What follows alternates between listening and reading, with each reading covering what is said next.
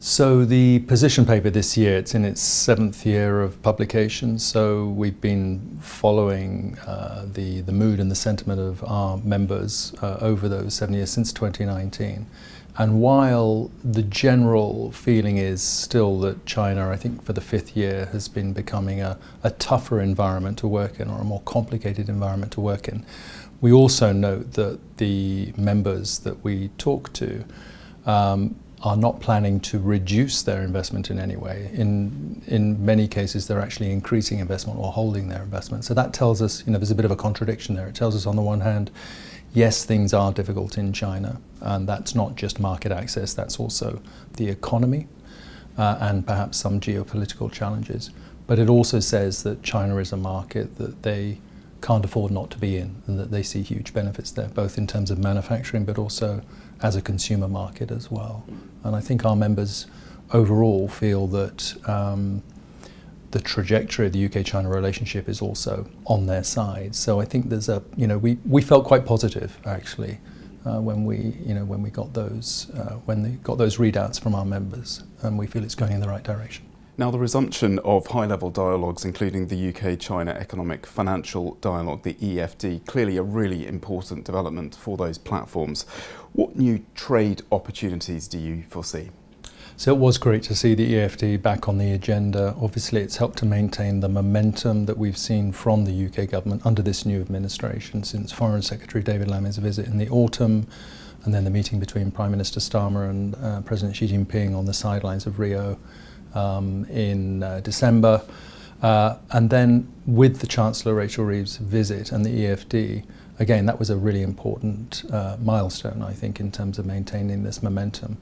And within the position paper, we note that some 29 of the 50 overall recommendations that we've made to the Chinese government on behalf of our members, 29 of those recommendations were actually addressed. And I think there are a number of key areas where we're quite positive, less on the financial side, although obviously some progress was made there, but in areas like sport, we work with the Premier League, who have launched in China recently. Football, soccer is a massively popular sport in China. I think the upper echelons of the Chinese leadership would love to see China succeeding again.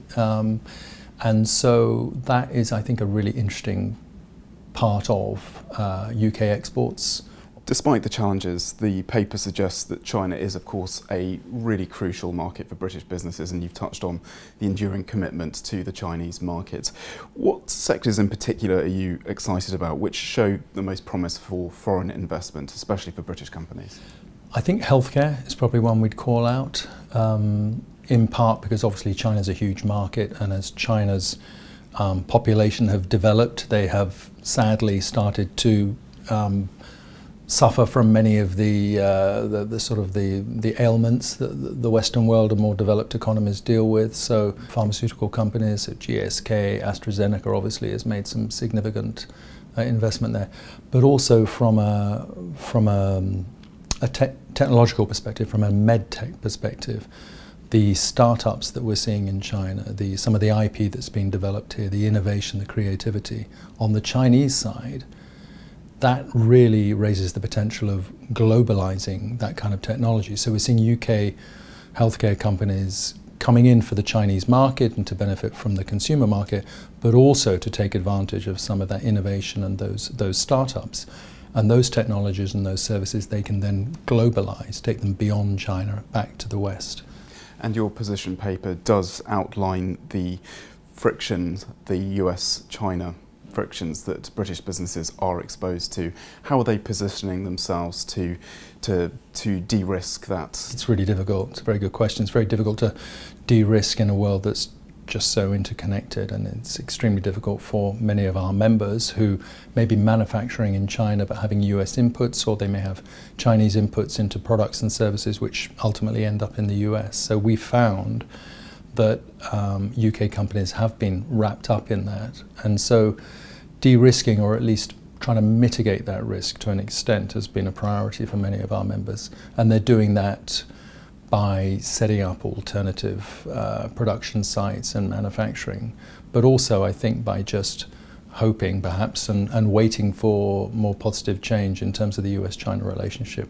And finally, Chris, if you could deliver one message to policymakers here in Britain, but also in China, what would that message be on behalf of the British businesses that you represent? I think it would be, let's keep the senior engagement going, because those senior engagement events are what move the dial in terms of actual policy decisions. So let's resume the people-to-people exchange that we have, and let's try to rebuild trust based on that person-to-person exchange. I think that would be my key message to both governments.